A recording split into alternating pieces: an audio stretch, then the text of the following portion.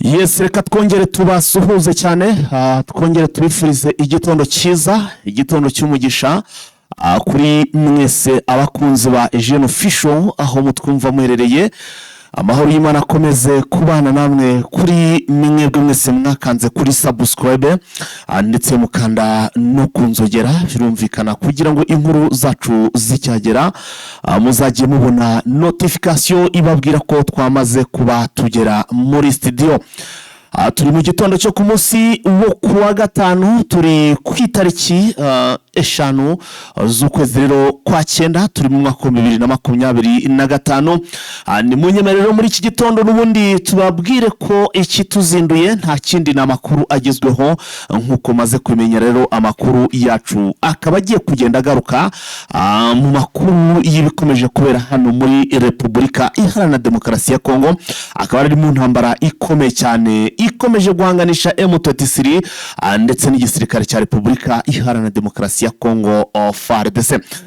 Muri aya makuru yacu turaza kugaruka aho ibintu bikomeje kugenda biba bibi cyane hano rero ni mu mujyi wa Uvira. Muri iki gitondo hano muri Uvira ndetse no mu nkengero zaho tuhafite amakuru menshi cyane.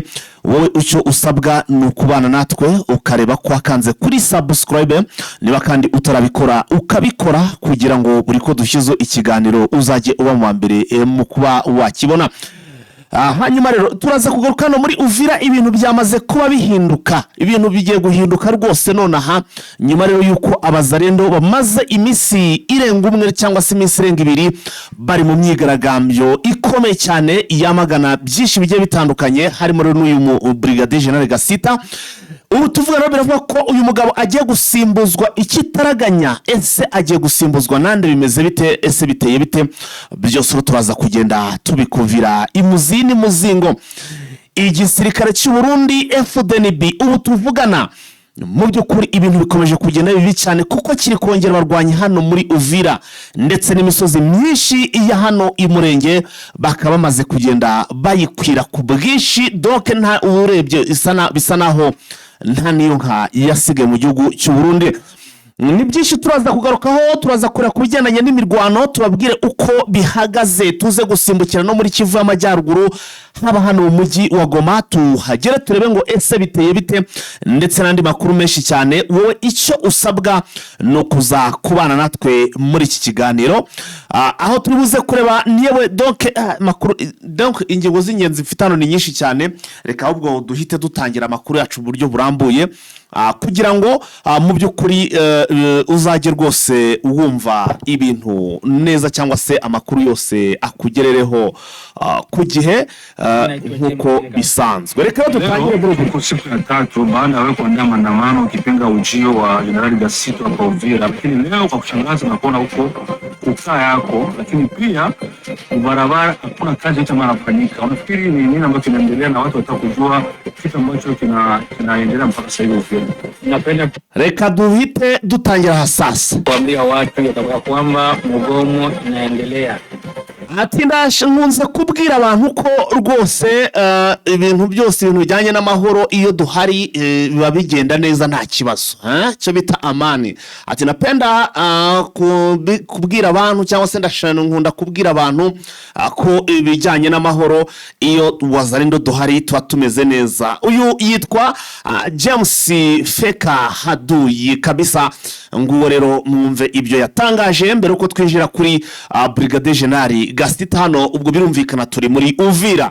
Akasiku huyu Rwanda ataondoka hapa Uvira.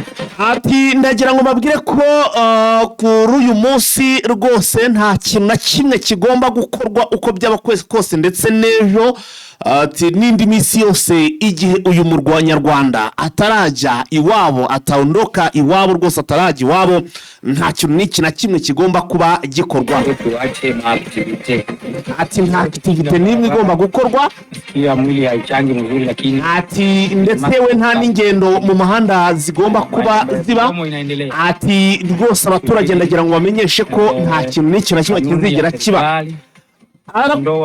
Ati twabwiye Kinshasa ko cyangwa se twabwiye Perezida ndetse we n'igisirikare ko uyu umusirikare cyangwa se uyu Brigadier General ari umunyarwanda ndetse ubwoko bw'abatutsi ni M23 atariko ntabwo bigeze mu by'ukuri babyumva bakomeje kugenda bamuzana hano cyangwa se bamureka ngo akomeze ayobore ibikorwa bya hano muri Uvira tuwazana none ntabwo tubishaka twamaze kumenya ko ari mu batanze umujyi wa Uvira ati ndetse no mu nkengero z'umujyi wa Uvira ati rero mu by'ukuri ntabwo dushaka kugira ngo doke ngo yatanze umujyi wa Bukavu mu mujyi wa Bukavu ati rero ntabwo dushaka ko atanga n'umujyi wa Uvira ndetse rwose ibyo twarabyanze ati turi kumwe n'abasore bake banjye nka James Fekaduyi atariko ndi kumwe dufite n'abandi benshi turi kumwe hano muri Uvira twishyize hamwe tugomba guhagarika iyi M23 ati ndetse kandi ikindi nuko uyu nawe uyu Generali Gatita agomba kuva hano muri Uvira umunyamakuru akomeza amazi ati seko mwe mutamushaka ariko ubuyobozi cyangwa se igisirikare cya leta guverinoma kikaba aricyo cyamuzanye ndetse kinamwemera ibyo guverinoma barwanye cyangwa se ibyo bakoze ntawe utabizi abaturage barabizi ati rwose nta n'uwayoberwa ko uyu nguyu yashyirwaho na Kabila rwose ati aba bose bagiye bashyirwaho na Kabila ibyo bakoze muri Burasirazuba murabizi nibyo rero mu by'ukuri tudashaka twe nk'abazarendo bakwiye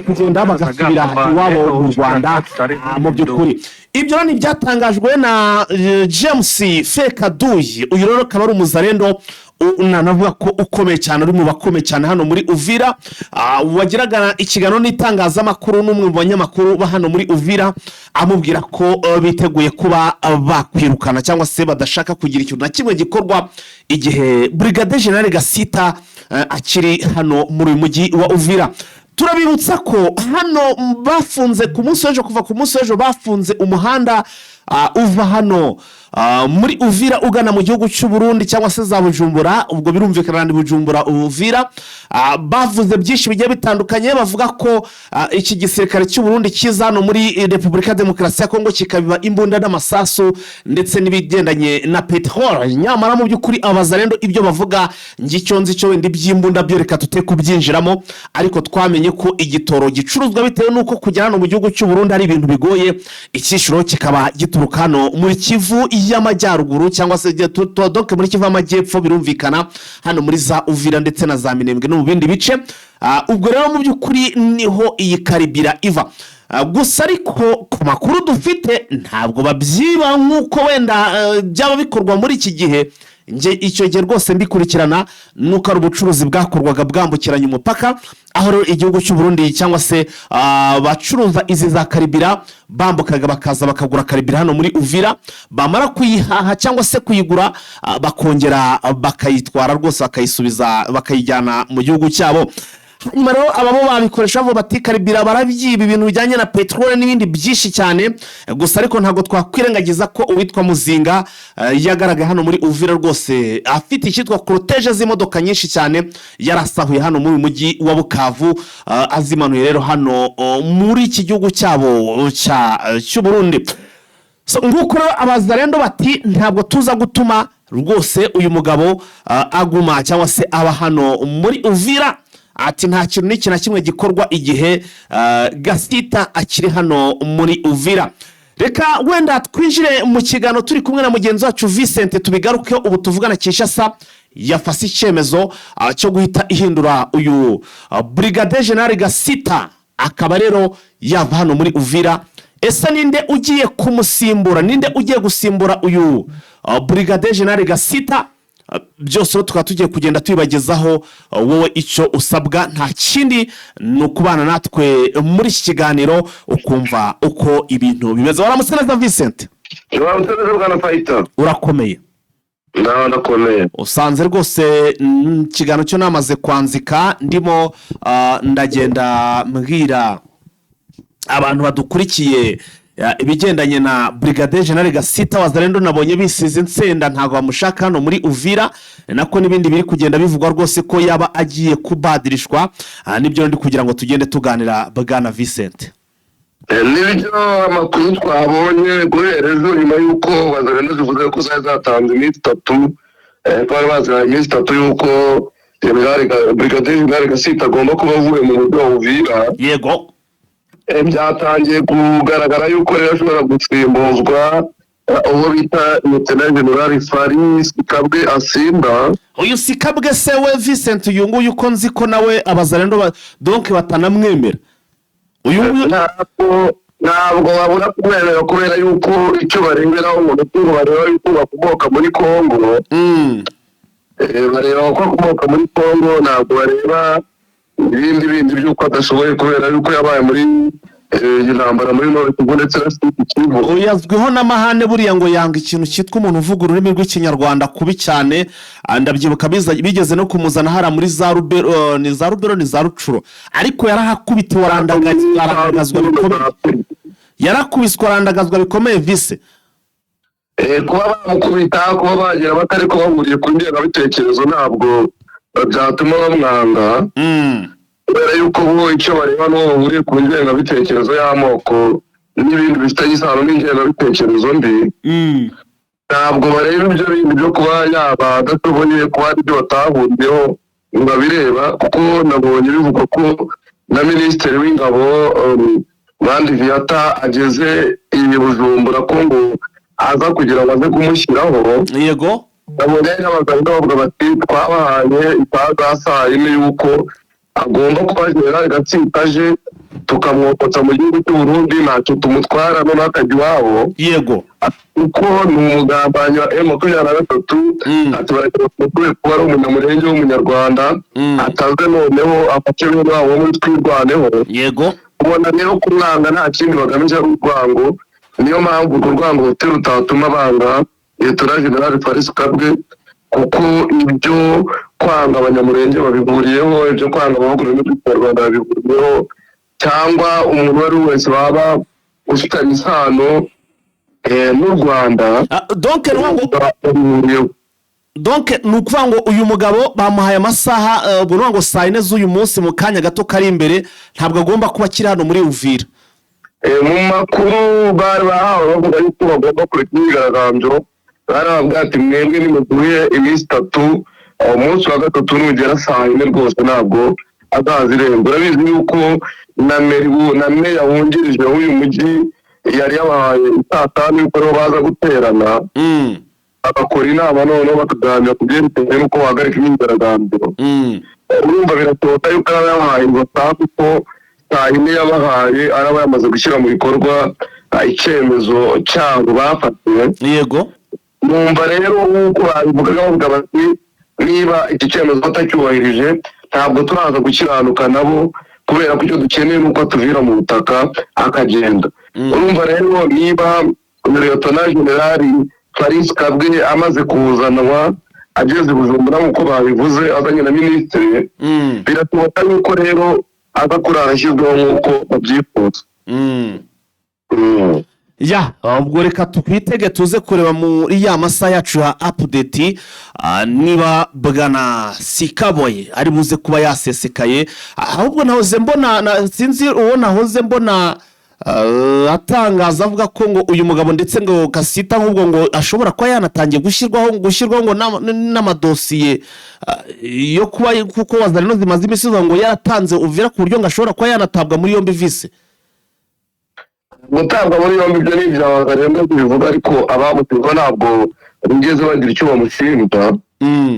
Kubera yuko yaba ubutegetsi bwa Kinshasa, yaba ubuyobozi bw'igisirikare muri Kivu cyangwa muri zone ya 33 region militaire ya 33, ntabwo wigeze agira icyo amushinja avuga yuko hari ikibamuziho cyangwa hari imyitwarire mibi yaba afite.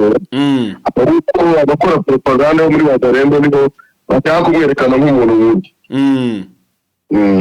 Ya ubwo rero nguko uko ibintu bimeze gusa ariko nyine ubwo nyine turaza kugenda tureba situation uko iraza gukomeza kugenda igenda kuri uyu mugabo ushobora kuza gusimburwa niba rwose Wazalendo bakamejeje niko bigomba kugira. Vise reka rero tuba tuvuye hano muri Uvira gato ariko ntago bivuze ngo tuvuyemo turaza kugenda tugarukamo kuko update nyinshi zirimo ziragenda ariho ziganisha ariko nanone reka tugaruke no muri Rucuro naho rero ngo imirwano ikaze ikaba yongeye kubura ibiro bikabyabaye ku munsi w'ejo ndetse no muri iki gitondo bikaba ariko biramutse nkuko amakuru ari kutugeraho Bwana Vincent. Nibyo muri Rucuro mu Rwanda ikomeje kuba ikomeye hagati y'umutwe wa M23 ndetse n'abarwanyi ba Wazalendo aho imirwano ikaze yatangiye muri bita Bwito yego cyane muri lokalite bita Mbandaka, muri lokalite bita Nyanzare, muri lokalite bita Kikuku ndetse n'aho bita Kibirizi. Imirwano yateye abaturage ubwoba kubera intwaro nini bumvaga urusaku rw'intwaro nini mu bice bitandukanye nyine nk'ibi tumaze kuvuga bya Kibirizi, bya Mbandaka, Nyanzare ndetse na Kikuku. Abaturage rero bituma bahungira mu bice bitandukanye cyane n'ahangaha haberaga intambara bacakanye n'ahatekanye abenshi bajya mu mashyamba. Imbunda ziremereye zanatumye amashuri, amasoko ndetse n'indi mirimo itabasha gukorwa. Uko tuvugana mu gitondo imirwano ahantu ikaze cyane n'aho bita Kibirizi n'aho bita Nyamirima. Kibirizi Nyamirima yego. Bikavuga yuko abaturage rero bari hano Kibirizi barimo barahunga n'abari za Nyamirima bahunga bayiteza Masisi kugira barebe uko barengera ubuzima bwabo nubwo nta butunzi bafite bwabo bahungira kuko n'ubundi bari guhungira bari gutangaza Wazalendo na FDLR zikabagirira nabi. Ikindi gikorwa kirimo giteye ubwoba nuko harimo igikorwa cyazi kiri gukorwa n'Abazalendo ndetse n'abo mu mutwe wa FDLR. Ubwo barimo barafata ku ngufu. Viole nayo ikaba yaje kuba intwaro aba barwanyi bo mu mitwe nabo bari kwifashisha mu buryo bwo kwikiza abaturage. Bikaba byagaragara nabi ko abaturage bashobora kuba bahura n'akaga gakomeye cyane gashingiye kuri iyi viole iri gukorerwa abandi ndetse n'abategarugori. Ubwo ariko Vise aba baturage barimo barigora bajya Masisi bagiye muri hano za Mweso ko ari hafi cyane aho kugira ngo bajye za Masisi ko niba Mweso nta mirwano ihari. Abaturage ntabwo abahitiramo bajya aho babona bari kuza kugira ubuzima bitewe n'ibyo bakeneye. Ntabwo wabwira umuturage ngo nkundira hano bitewe n'uko we niyumva cyangwa muri urugamba rwerekeza. Ahitamo bitewe n'uburyo yajya ashobora no kubona kujya mu kwenda byamugora kurenza uko yajya za Masisi kuko ariko abona yabona icyo kurya ndetse n'ibindi bimufasha mu buzima agiye kwinjiramo budatanzwe. Ntabwo rero wahitiramo uhungaho ahungiye. Ubwo rero reka dukomeze kureba turaza kureba naho mu masaha nyuma ya saa sita uko biri buze kuba byifashe ku bigendanye rero rwose n'iyi mirwano iramukiye hano muri za Rucuro dore ko twabonye ko Vincent haba hari FDLR yananze kuba rwose ishyiramwo bitero byabo rero imirwano kenshi ukaba usanga ari imirwano ibahanganishe na FDLR ndetse we na CMC yitwa Ndaruhutse Domi nayo iba iri hariya Vincent niyo usanga irwana hariya. Ahantu ntabwo FDLR wavuga ngo hava mu buryo bworoshye kubera ko n'ahantu maze imyaka igera muri 25. Ahantu bahungiye fare yahise igera mbere z'igihe ndetse n'abahoze mu mutwe w'intera hamwe barabyariye barahatuye abenshi bivanze n'abaturage. Kuvuga rero ngo kuhava mu buryo bworoshye ntabwo byoroshye. M23 urumva ihageze ari abantu batazi ibi biti byose batari bahabetiriza. Ntabwo rero yahita nyamara abarwanyi ba FDLR bamwe bahindutse abaturage nibo bari muri Wazalendo abandi bahindutse abantu nyine baziranye n'imiryango ihari ku buryo abaturage usanga babahita kuvuga ngo bahava preparation ntabwo ari ikintu utakora kuko ni ikintu kizafata imyaka nk'uko ugenda ubibona nk'uko ubona M23 ikora mu operasiyo ariko bashiremo kubera ari ahantu bakoze transfer ku buryo bukomeye. Ya Visi, reka twigarukire kuri itangazo rya MV3 ryamagana icyemezo cya leta cyo guhagarika inkunga ya Minerval. Reka bari iryo tangazo duhita twinjiraho mbere uko twinjira no mu bindi. Ndabiza abantu benshi badukurikirana hari Goma bafite abana biga n'iki byose bakeneye kumenya kubijyendanye na Minerval ngo bimeze bite bwana Vincent.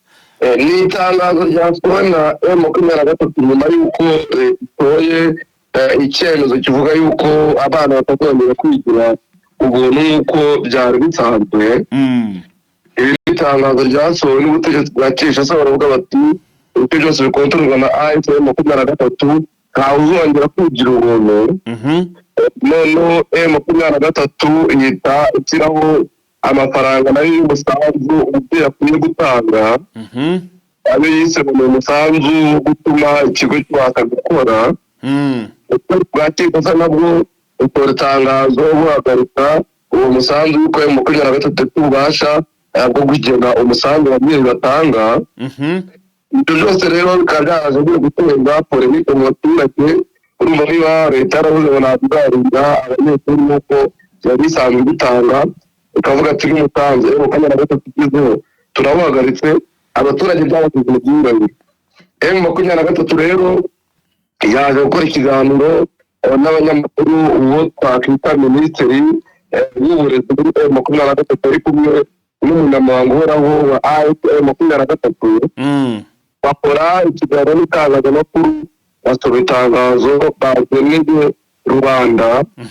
Bamaze kuritoma berekana ibyo leta yangije, ibyo leta ishaka kwangiza, aho inkunga yo gutuma amashuri y'uburezi bw'ibanze abo ubona aho yaturutse, ko atari leta ya Kinshasa yari yashyizemo ayo mafaranga.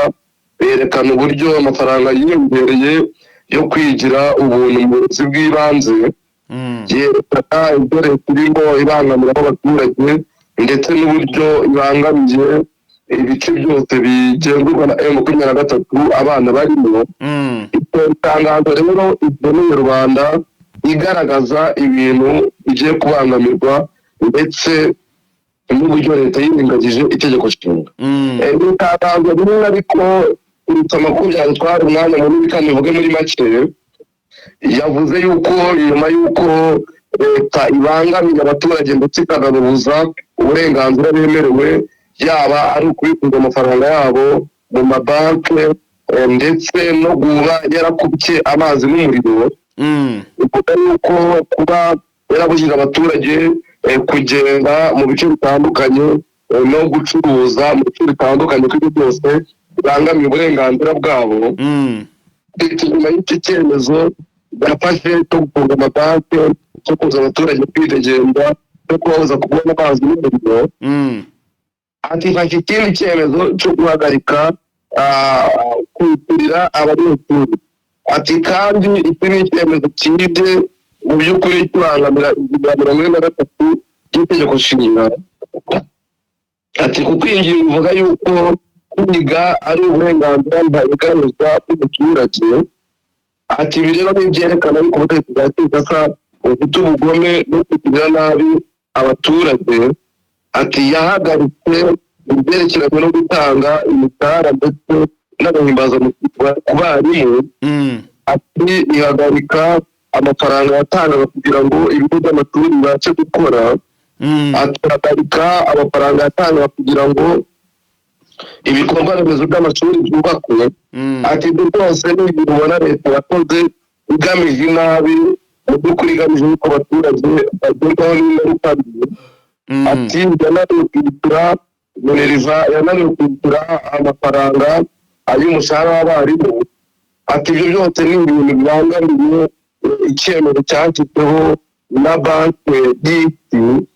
Ati kubera yuko mu mwaka wa 2022 banki y'isi yose yongeye amafaranga n'ibi bikorwa by'uburezi kuri bose, akaba yavuye kuri miliyoni 800 z'amadolari mu kwezi kwa gatandatu muri 2020 agera kuri miliyoni 950 z'amadolari ya Leta Zunze Ubumwe za Amerika. ati ayo mafaranga akaba yaragenewe intara 23 zigize Repubulika ya Demokarasi ya Kongo. Ariko ubutegetsi bw'ubutemewe n'itegeko nshinga gakurikiza itegeko nshinga ukwezi kubahiriza itegeko nshinga kandi butemewe n'amategeko, ati bumaze gukuraho intara ebyiri kugira ngo ayo mafaranga yikoreshereze mu byabo. Ati rero ni ibintu bidakwiye kwihanganirwa, ati gufata intara ziri mu burasirazuba bwa Kongo rero tubona sigituru bagakuraho ayo mafaranga. Ati ni uburyo bwo kubangamira ubumwe bw'abaturage. Ati twebwe na AFC 23 ati turamenyesha ubutegetsi bwa Kinshasa ko ibi burimo bukora bwo kuba bubangamira uburenganzira cyo kugenzura atari igikorwa na cyo gitira abaturage mu kaga. Bati amasezerano mpuzamahanga ya UNESCO agaragaza ko kwiga ari igikorwa kidakwiye guhangayikira. Ati rero kuba bikozwe gutya n'ubutegetsi bwa Kinshasa ati bigaragaza umutima mubi ubutegetsi bufite. Ataho 1500 n'ijana na 77 abarimu bari muri Nord Kivu badahembwa. Ataho 1532,990 by'abanyeshuri bagiye kubura uburezi. Ataho amashuri agera mu 2395 ati yabuze gusanwa. Ataho mu 17 kugera abarimu bari muri kigo nabo badahembwa. Ati bigisha abana bagera muri 939,822 akaba hari abasore 21 nayo atagira kirengera nabyo bigiye kubangamira n'ubutegetsi bwa Ati turahamagarira kuri note zikorera mu kino gihugu ndetse na komite mpuzamahanga ko zagakwiye kugira icyo zikora ngibi kwibi byemezo byafatwe n'ubutegetsi bwa Kinshasa byo guhana abaturage mu buryo budafatika budakurikije n'amategeko. Ati iki nacyo ni intwaro ya politiki bifashishwa kugira ngo bangamire abaturage bari mu bice bigenzurwa na M23. Ati ni ibikorwa bigaragaza yuko badakunda abaturage. Ati rero turamagana ibikorwa, ati turafata n'abaturage yuko nabo babyamagana. Icyemezo rero itangazo ryasinywe na Benjamin Bonima umunyamabanga uhoraho AFC 23 bamaze kurisomera abanyamakuru bahise barisohora banategeka ko ritazitangazwa kuko bangamiye abaturage kugira ngo abaturage nabo babimenye bagira icyo bakora berekana yuko batabyipfuza.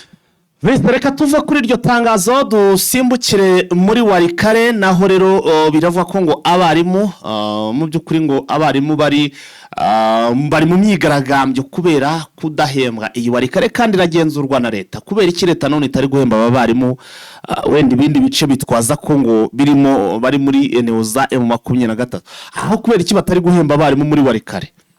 Nubwo agace gato kabari na metero imwe kagenzurwa na AFC 23 leta yafashe icyemezo cy'uko itazongera guhemba abarimu bari muri ibyo bice byose bigenzurwa na M23. Urabona rero Warikare agace gatoya kari mu maboko ya AFC 23. Icyo rero nicyo gituma leta idahemba abakozi nk'uko yabivuze. Abarimu rero bari bapimwigaragambira baravuga bati ntabwo dushobora kuzongera kwigisha igihe cyose tutarabona imishahara yacu imaze igihe kinini tudahembwa. Isari abarimu ntabwo bari mu kazi batangiye ko imyigaragambyo ntabwo bari kwiga. Urumva ni ibibazo rero nk'uko AFC 23 yabivugaga. Urabizi yuko byagiye binagaragazwa kenshi yuko bagakwiye guhemba abarimu bagahemba n'abandi bakozi ba leta. Muri tariki yigeze abyereka bitangwa igitekerezo mu nteko ishinga amategeko ariko leta irabyanga. Leta irabona yuko ari icyemezo yafashe yuko ikupira amazi n'umuriro abarimu bari muri bino bice sibye no kubahemba n'amazi n'umuriro buriya kubibona biba bigoye kuko leta yarabihagaritse.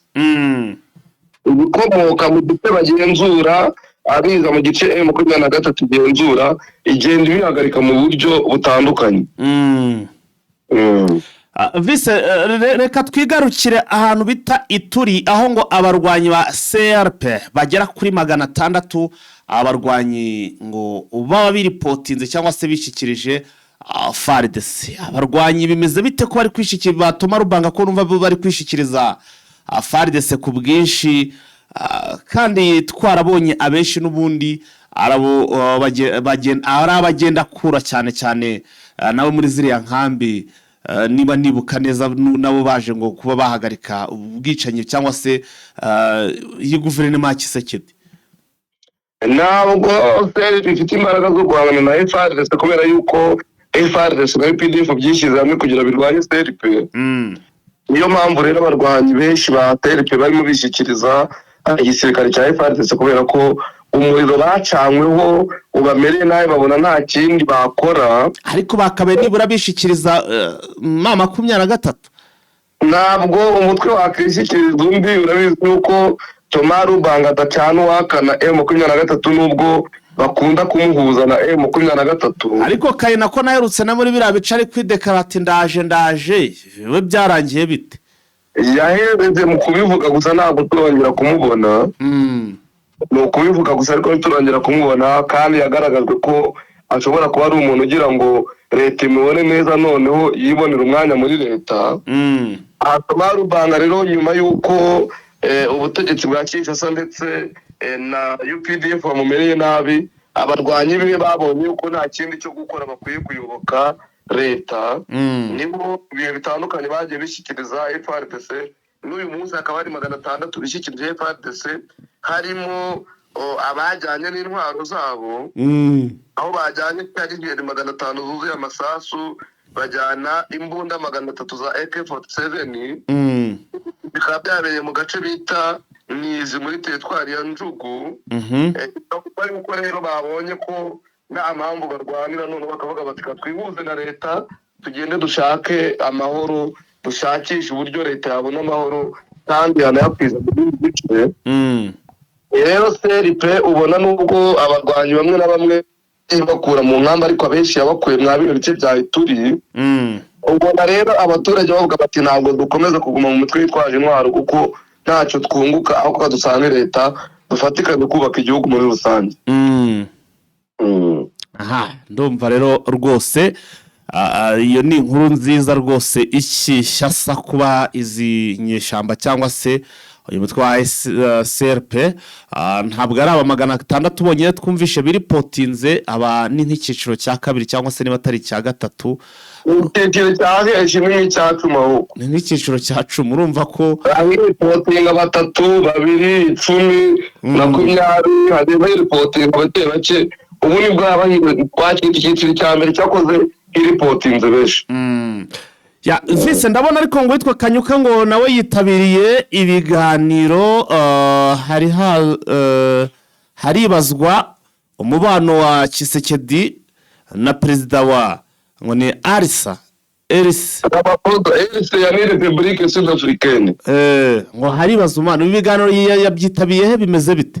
Ni ibiganiro biri kubera muri Afrika y'Epfo. Bombe cyabatumiyemo, atumira na leta, atumira n'abandi bari muri opposition na société civile, bamwe babona uburyo bwo kujya abandi ntibabona. Ariko uyu mugabo agira aragenda ye uyu rero ariko ataremezwa na Afrika y'Epfo. Ntabwo uyu nanjye mbyemeye pe, kuko haramutse hakandagiye neza Sadeke n'ugwite mucakira kamushyikiriza Gisekedi. Nibwo barimo bibaza bakavuga bati ashobora kugerayo gute, kandi hari ibyemezo yafatiwe n'inkiko z'iki gihugu cya Repubulika ya Demokarasi ya Kongo ntafatwe.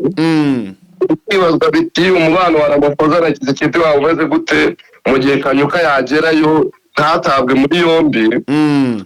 Turacyategereje kuza kureba rero niba AFC iza kubitangaza cyangwa Tabombe aza kubitangaza, kuko twabonye Joseph Kabila yamaze kugerayo. Baza kureba rero niba AFC 23 neza gutangaza niyo muri delegation yohereje muri Afrika y'Epfo uyu Kanyuka nawe yaraje kumwoherezamo. Tujye kubimenya rero, tujye twamenya nyirizina uburyo tuvuga ku mubano wa Ramaphosa ndetse na Kisekedi mu byerekeranye no gushyira mu bikorwa ibyemezo by'inkiko yagiye afata ku bantu berekeranye n'abo muri n'abafite lisansi na ASM 23. Visa ndi bakuru avuga rero ubwo birumvikana turaza kugenda dukurikirana kuri iyo nkuru n'ubundi ya Lawrence Kanyuka turebe ese bimeze bite si Kanyuka barize aba yagiyeyo ariko nje amahirwe menshi ndabona nta atajyayo. Reka rero aha twave ahubwo twigarukire ahantu bita Kinshasa aho ngo inteko ishinga amategeko mutwe w'abadepite urashaka kweguza uwitwa Vital Kamerhe. Bingibi ntago baba babyitumye n'igisekedi baba babibabwiye baba babibasabye pe. Twabonye amakuru atandukanye avuga yuko abagera mu 130 banditse inyandiko isaba yuko Vital Kamerhe yegura ku buyobozi bw'inteko gushinga amategeko. Avuga yuko hari umwuka utari mwiza hagati ya Vital Kamerhe ndetse na Gisekedi. Hakaba habaye amatora ku mugoroba rero ntabwo turamenya icyavuyemo, turacyategereje kuza kureba niba baba bemeje kuko kwavuga ku uyu mwanya. Ko mu bitandukanye Vital Kamerhe atumvikanye na Gisekedi ku byerekeranye n'intambara ibera mu burasirazuba bwa Kongo. Vital Kamerhe agiye kugira yuko yagakwiye kujya mu biganiro na ASM 23 Gisekedi akabyanga. Akamubwira yuko iki kibazo gikwiye gukemurwa mu buryo bwa politike, Gisekedi ntabyemere.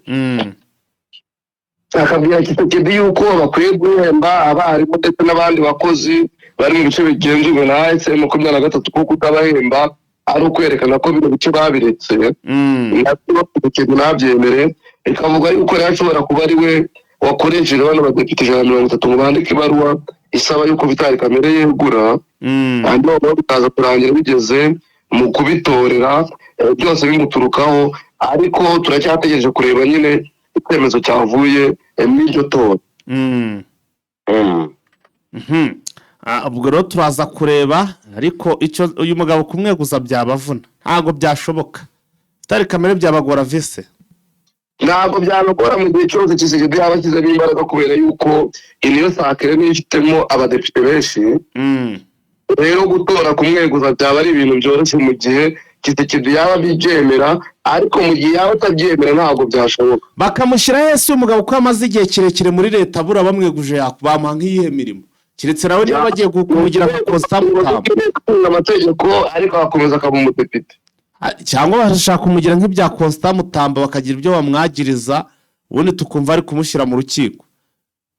Nabyo byashoboka kubera yuko abizi yuko yanagiye mwana avuye mu rukiko Gisekedi akamukinira kopi bamukatiye imyaka 20 bikarangira abaye umwere. Byose burya muri politiki abantu batavuga rumwe biba bishoboka ko bategana imitego. Yes, reka rero twigarukire hano n'ubundi za Kinshasa aho Martin Fayulu ashaka ko MONUSCO ihabwa ububasha bwo kurwana. Ubwo urumva ashaka kugira ngo bimure chapitre none MONUSCO itangire irwane. Se MONUSCO yabyemera kurwana mu by'ukuri? Reka iyi nkuru tuyive imuziri muzingo bwana Visa. Byashoboka byose burya muri politiki birashoboka kubera yuko Martin Fayulu nyine yabisabye yahuraga na Jean Pierre Rakurwa. Jean Pierre Rakurwa ni umunyamabanga wa UN wungirije.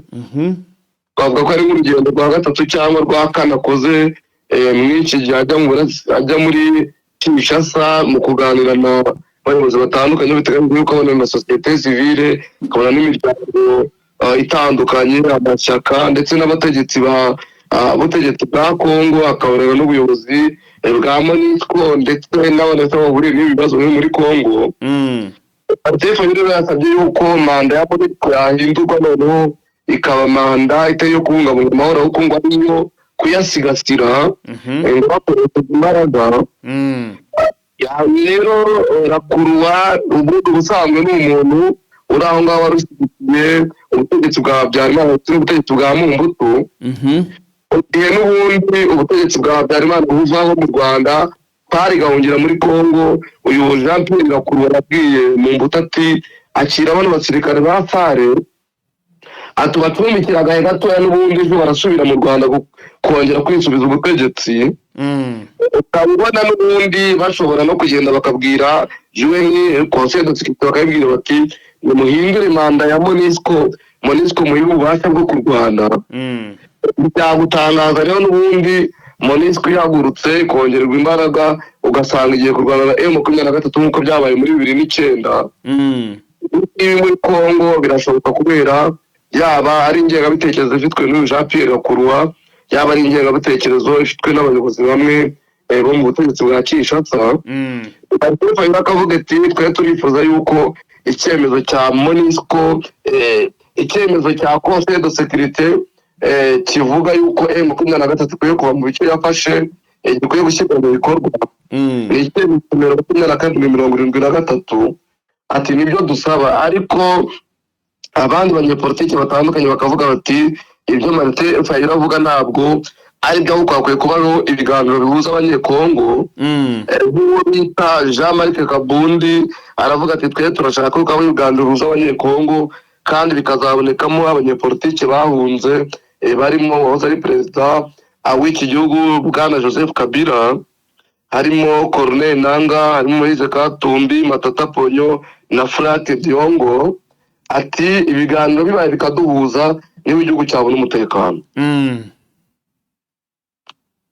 Aha Jean Pierre Bemba ariko ngo hakanye ngo ibyo gusimbura Gisekedi. Jean Pierre Bemba biteye twatsi kubera yuko umwe mu bahagarariye urubyiruko rw'ishyaka ryo MRC yatangaje yuko biteguye ko muri 2028 Kisekedi azabaho agahererekanya ubutegetsi na Jean Pierre Bemba kubera yuko ngo babisezeranye ariko uyu muyobozi w'ishyaka nyine rya MRC yahise akanavuga ati ntabwo uyu muyobozi w'urubyiruko ari mu mwanya mwiza wo kuvugira ishyaka kuko ntabwo ari byo twamutumye ntabwo byo tumize tubivugana ariko abandi bakagaragaza yuko ari igitutu Jean Pierre Bemba yashyizweho kugira bihakane ko byagaragaye kenshi ko Kisekedi agenda amushyira imbere nk'umuntu yifuza yuko yazamusimbura mu gihe yaba avuye ku butegetsi cyangwa mu gihe bitabigenze neza ko ari wahita ajyaho nk'uko andi makuru dukora ku ruhande bivuga ariko yabitewe twatsi aravuga ati ntabwo ari byo ntabwo umuyobozi w'urubyiruko twigeze tumutuma ntabwo ari we uvugira ishyaka rya MRC atahubwo twebwe ubuyobozi buvugira ishyaka ni njyewe buhagarariye ntabwo twigeze tuvugana yuko tuzahererekanya ubutegetsi na Felix Tshisekedi muri 2028 ariko abandi bakavuga bati iriya byavuzwe buriya byari byahuko no kugira ngo bagaragaze yuko umugambi utariho wo kugira ngo bagabane ubutegetsi kandi bubuhanahane mu buryo budasobanutse ateje cyangwa ejo bundi uzabona Jean Pierre Bemba atangiye gukora kongere atangiye gukora inama zigaragaza yuko bazitabira amatora ati Tshisekedi mu buryo bwo kugira ngo agabanye igitutu nuko guhinda itegeko nshinga byamunaniye ahereza ubutegetsi uyu Jean Pierre Bemba nk'uko Joseph Kabila yabumuhaye. Vise UPDF ni igisirikare cya Uganda ngo rwose yatangaje ko yapfushije abasirikare babiri mu mirwano ya ADF ubwo birumvikana ADF no nibo yo yabivuganye. Ni itangazo ryatangwe ku mugoroba n'igisirikare cya Uganda aho cyavuze ko cyabuze abasirikare babo babiri mu bikorwa babafatanyijemo na FARDC mu guhiga abarwanyi ba ADF. Iyo ni operation yari imaze iminsi bibera muri teritwari ya Nzugu muri Ituri aho bavuga bati turimo turarwanya ADF ariko abasirikare babiri baza kubitangaza rero nyuma y'uko abantu bari bagiye babivuga ariko Uganda ntiyabyemera yaje kubyemeza rero yuko yabuze abasirikare bayo.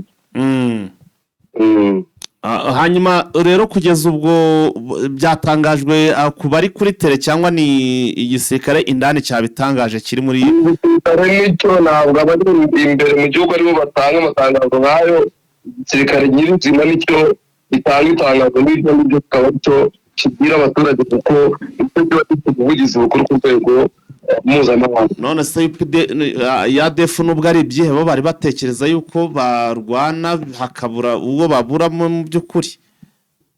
Yari abatekereza yuko barwana kubera ko ari igisirikare cya leta ntihagire upfa ariko kwaba ari ukwibeshya kubitekereza gutyo ariko kenshi na kenshi ntabwo burya igisirikare cy'igihugu gikunda gutangaza aho cyapfukire kugira ngo kitakimije abandi basirikare akenshi bakunda kutangaza burya bitangaza ari uko babonye habonetse n'ibihuha byinshi. nguko rero reka duhite twinjira sasa igoma turi amakuru ya Goma y'uyu munsi cyangwa se uko ku munsi w'ejo byari bimeze ndetse n'uko biramutse bimeze. Igoma haracyari ibibazo bikomeye byerekeranye n'inkongi y'umuriro aho ejo guhera mu masaha 9 y'itondo kuri sitasiyo ya esanse habereye inkongi ikomeye y'umuriro aho imodoka yo mu bwoko bwa fuso yafashwe n'inkongi y'umuriro nyine irashya irakongoka umuriro utagufata n'ibindi bice bikikije iyi sitasiyo aho amazu y'ubucuruzi agashya ariko inzego z'umutekano za ASM kugira ngo tutaze tugoboka ndetse n'abasirikare bo muri UN muri Monisco nabo baragobotse bazana imodoka zigira muri 7 ziza kuzimya ubona yuko bazimije umuriro utari watwitse ariko wa mu modoka amazu ahegereye hamwe namwe byari byakongotse. Iki gitondo amakuru tubona nuko umutekano uzindutse ari ntangere abaturage batangiye kugenda bafungura mu butike. Hanyuma vise tugezeho update rero mbere yuko tukurekura wenda nibura nko mu minota 4 cyangwa se itarenga 5 tutambagize no muri za Bukavu utubwire uko ibintu bimeze ese nta yindi update ya Uvira ikugezeho mu minota itarenze 5 cyangwa se 4.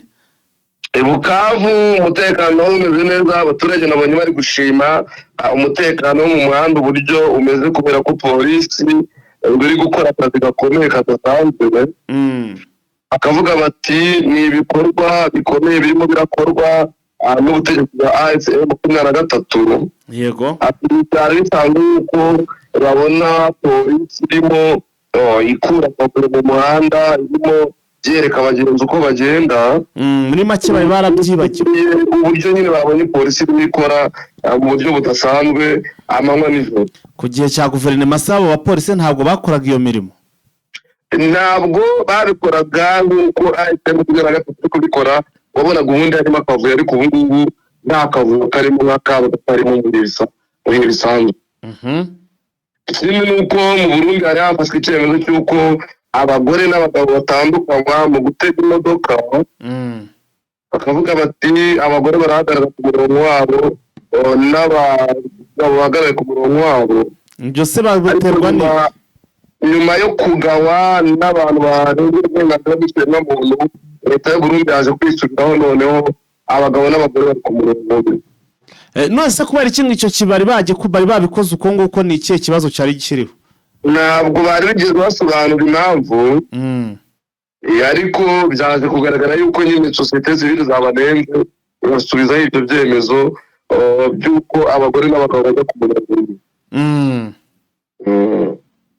Yego nibo update za nizo nta zindi numva twarya twaza gukomeza mu yandi masaha. Okay sawa urakoze cyane Vincent.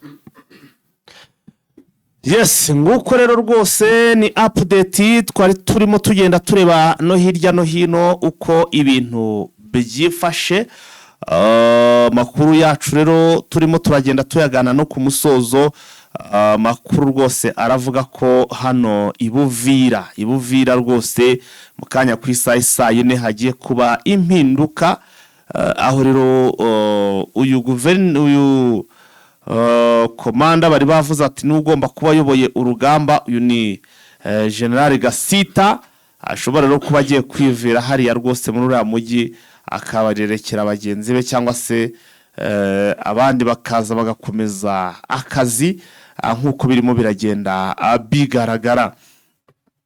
Aha reka rero amakuru yacu tuyasoreza ahangaha kanda kuri subscribe niba utarabikora ukandi no kunzogera kugira ngo inkuru zacu rwose zicyagera uzajye ubona notification rwose ikubwira ko twamaze kuba tugera muri studio. Hanyuma rero kuri mwe mwabikoze mwongere nyaboneka mwibuke gukora share ya munakore kuri like tukomeze kugenda twagura umuyoboro. Hanyuma turabakunda cyane rero abakomeze munogerwe na gahunda za Jeune Official turabakunda cyane. Tubahaye ikaze muri Prime Health Infinity ubu rwose biroroshye nta mpamvu yo kwivuza ari uko warembye tugane tukugira inama zizewe kandi tuguhe produit z'umwimerere nziza ku buzima bwawe zigizwe n'ibinini 80%, izindi zikozwe muri siro ndetse na powder zikomoka ku mugabane wa Aziya mu bihugu nk'Ubushinwa, Ubuhinde ndetse na Malaysia. Produit zacu zikoreshwa mu kwivura ndetse no kwirinda indwara zose zirimo iz'imyororokere ku bagabo n'abagore, kubura ubushake, gucika intege mu gikorwa no kutabyara, prostate, umwijima, umuvuduko w'amaraso, diabete, stroke, impyiko, umugongo, amibe, igifu, hemorrhoide n'izindi ndwara zose zananiranye. Abari muri Leta Zunze Ubumwe za Amerika naho twahagejeje stoke, abari muri Canada, Australia, Europe ndetse na Aziya namwe dukoresha iposita ndetse na DHL mu gihe cy'iminsi 7 gusa imiti yamaze kubageraho. Ku bari mu Rwanda ku Gisenyi ni ku muhanda w'amadepo ibumoso umanukiye kwa Karaveri. I Kigali ni umuhanda uri inyuma y'isoko ujya Kigali Parents hakurya ya restaurant yitwa Vision. Wanadusanga kandi Goma ni muri gare centrale Dogoma hafi ya Rompwe umuryango wa kabiri aho bisi zisohokera. Turabibutsa yuko Goma na Gisenyi twamaze kubagezaho massage kugira ngo dufashe abakeneye kinetherapy, imiti ndetse no kurwanya stress. Ku bindi bisobanuro waduhamagara kuri 0782 99 057 6. Tubahaye ikaze muri Prime Health Infinity.